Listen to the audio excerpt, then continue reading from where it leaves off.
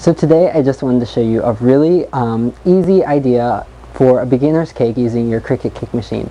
And if you've gotten the Martha Stewart Cricut Cake, it came with a great cartridge, all occasions cake art, and you can also get it separately on hsn.com. And I'm going to be using 2 images from there, and I'm also going to be using the Cricut Cake white gum paste. And to begin with, you need to get your Cricut mat loaded with the gum paste, and you need to get it into the freezer.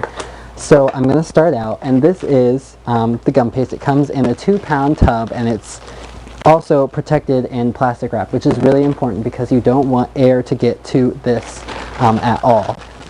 So just take it out, and they tell you to soften it in the microwave, and I don't have a microwave. So to deal with that problem, I just put it in my warm car for a while, and it warmed up. It's really soft now. So if you don't have a microwave and it's a warm day outside, just throw the tub in your car for a couple hours and it'll warm right up.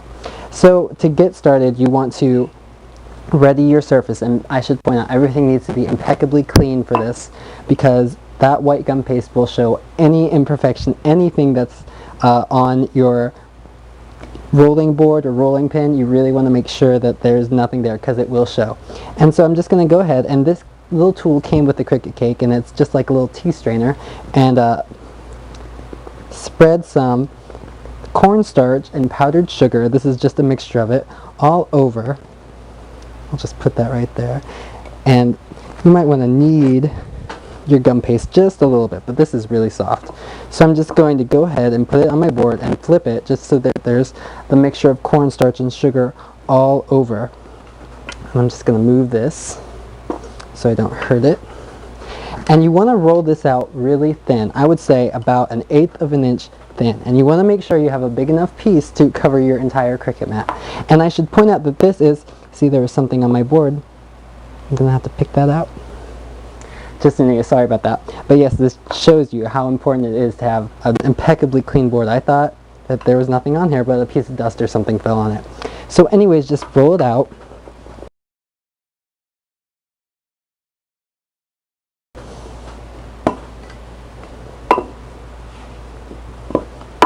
Alright, so we have a nice flat thin piece of this beautiful sugar dough, and this really is a great product to work with. You can see how it just moves, and it will dry into beautiful shapes whatever you cut. So I'm just going to go and get some vegetable shortening and a cutter to trim this up with, and I'll be right back. Okay, so all you need to do now is just take your Cricut Cake sheet and take some vegetable shortening and a brush, and just put a nice coating of vegetable shortening all on this gray area of the Cricut mat, and that's exactly where you're going to be putting your gum paste. And make sure you get a good amount.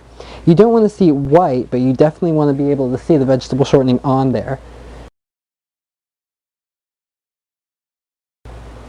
Okay, so you're all done with your vegetable shortening. You don't need that anymore. I'm just going to move my mat out of the way and take this sugar dough and make sure it's thin enough everywhere. It seems a little bit thicker right there. And just move it off to the side.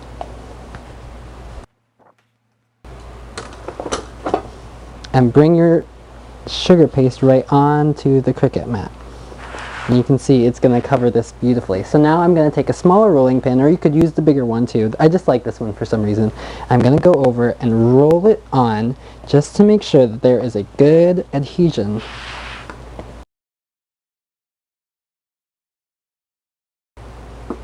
Alright, so it looks good.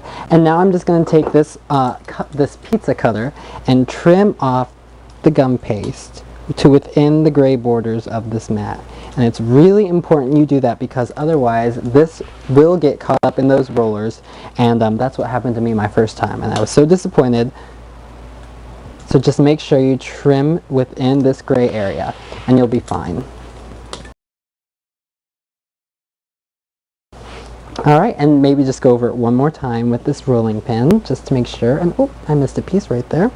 And now this needs to go right into the freezer for about a half an hour. And don't skimp on the time, don't try and rush this, because it really does need to be cold. See how soft it is right now? This would just be dragged all around this board and be ruined by the blade in the machine. So make sure it's cold and it'll cut perfectly. So I'm just going to go put this in the freezer, and I'll be right back. Okay, so here's my Cricut mat, and it's all chilled and ready to go right into my machine. So I'm just going to turn it on, and grab my book, and I'm going to be cutting out the images on page 53 and also on 57. Here we go. I'm just going to load this in and make sure my blade is already on. And so I'm going to press the shift key, and for the flower on page 57, which is right here, my size is already set to 1 1/4, and I'm just going to press, oh, I need to turn on the quantity and set that to 35. And it's on 35. So just press cut.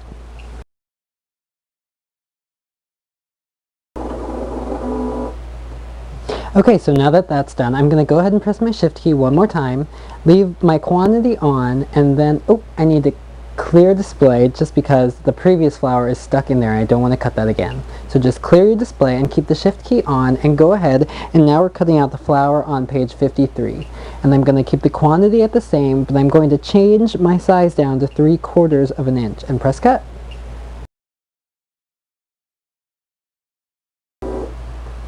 Okay, so now that's all done cutting, I'm just going to unload my mat.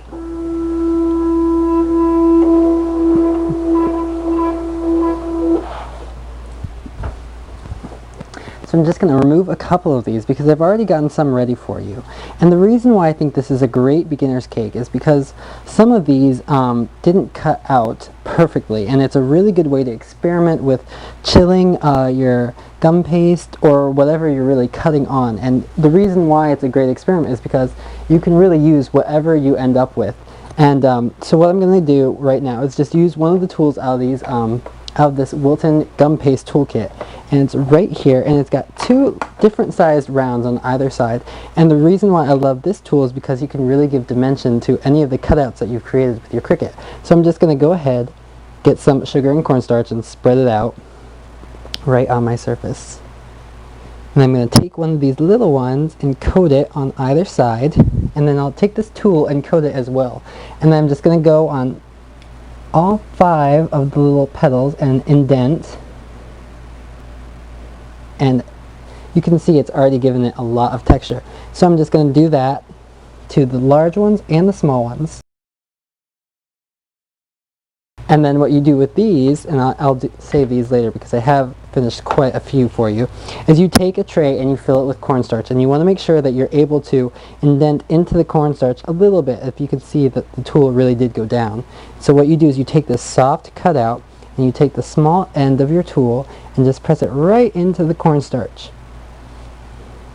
And you'll do that with all these pieces, and this will create really a flower effect on these cutouts. So you'll just do that to all of them, and you'll let that sit overnight, and as they harden, here's one that's nice and hard, they will keep their shape. And it's a really great way just to give kind of a different edge to your projects. So what I'm going to do next with these, and I'll pull one of these little ones too, is take some food coloring and on a little wooden stick get a good amount. And I've done this in blue, I've done it in purple, and I did it in pink for this project. So I'm going to take some of this clear vanilla extract, and this is made from Wilton, and the reason why I like the clear vanilla extract is because it has a high alcohol content.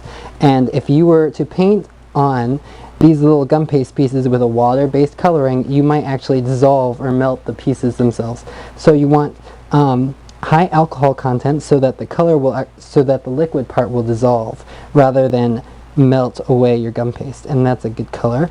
And I'm only going to do this, ooh, don't want to get that anywhere.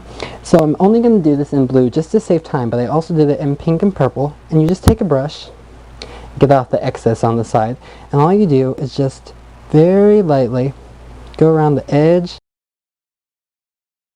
and just give it some dimension.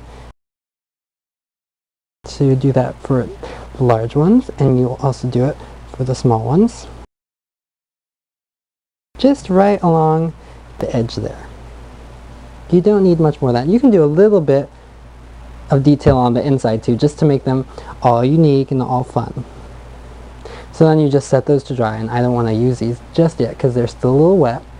But next I'm just going to clean up this mess and get out my cake, because now we're ready to start decorating.